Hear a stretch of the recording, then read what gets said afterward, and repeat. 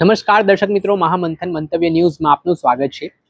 ગોંડલમાં જે ખેડૂતને માર મારવાનો મામલો સામે આવ્યો હતો, થોડા દિવસ પહેલા ખેડૂત પોતાની મગફળી વેચવા માટે ગોંડલના મગફળી કેન્દ્ર પર પહોંચ્યા। આ દરમિયાન વેપારીઓ સાથે ખેડૂતની કોઈ બાબતે માથાકૂટ થાય છે અને આટલામાં ખેડૂત છે તે આપ નેતા જિગીશા પટેલને ફોન કરે છે।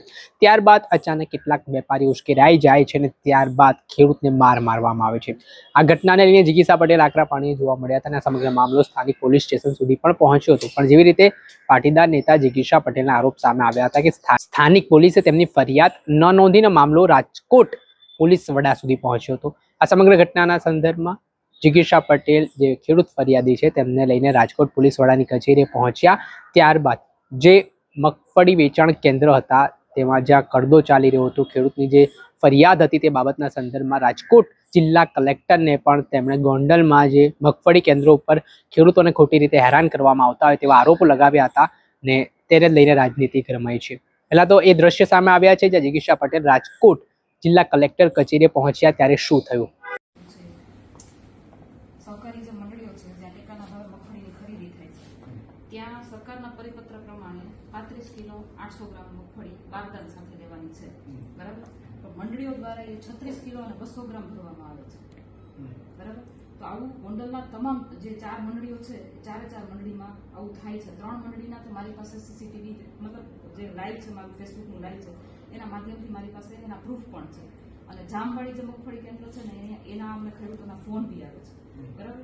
હવે મારી માંગણી તમારી પાસે એવી છે કે આપણે જે નોડલ ઓફિસર જે આપણા જે સહકારી મંડળીમાં આવે છે એને યોગ્ય તપાસાની સોંપો અથવા તો તોલમાપ અધિકારીની નિમણૂક કરો, એટલે દૂધનું દૂધ અને પાણીનું પાણી થઈ જાય, બરાબર। આ સિવાય ખેડૂતો અવાજ ઉઠાવે ને તો પકડી મારે। હા, એ તમને કાલ પરમ દિવસની ઘટના હા, હું તમને એ જ કહું છું સાહેબ કે અમે એ ખેડૂતે મને ફોન કર્યો, હું ત્યાં ગઈ, મારી પાસે એનો આખો વિડીયો રેકોર્ડિંગ છે કે એ લોકો 36 કિલો 100 ગ્રામ ભરે છે। મારું ત્યાંથી નીકળી ગયા પછી એ ખેડૂતને અપહરણ કરે છે, એનો મોબાઈલ લઈ લે, એની ચાવી લઈ લે બાઇકની અને એ ખેડૂતને ત્યાં મારે છે।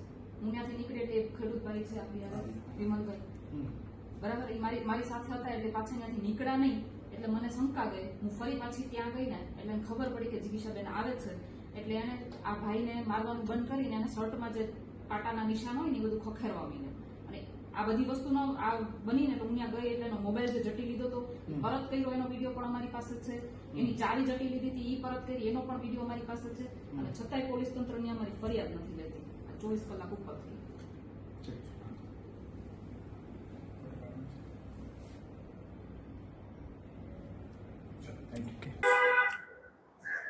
આપણે જોયા હતા પાટીદાર સમાજના નેતા જિગીશા પટેલ આ દિવસોમાં ગોંડલમાં તેઓ ખૂબ સક્રિય જોવા મળી રહ્યા છે, લડાયક ભૂમિકામાં જોવા મળી રહ્યા છે અને તેના સંદર્ભમાં તેઓ ગોંડલ માર્કેટ યાર્ડમાં જે મગફળી વેચાણ કેન્દ્ર 4 આવેલા છે ત્યાં જે રીતની પરિસ્થિતિનું નિર્માણ થયું છે તે બાબતે તેમણે રાજકોટ જિલ્લા કલેક્ટરને આ બાબતે જે જવાબદાર લોકો છે તેમની સામે કાર્યવાહી કરવા માટે માંગ કરી છે। દર્શક મિત્રો, આવા જ નવા વિડીયો સાથે આપણે માહિતગાર કરતા રહીશું, એટલે મહામંથન મંતવ્ય ન્યૂઝ જોતા રહો।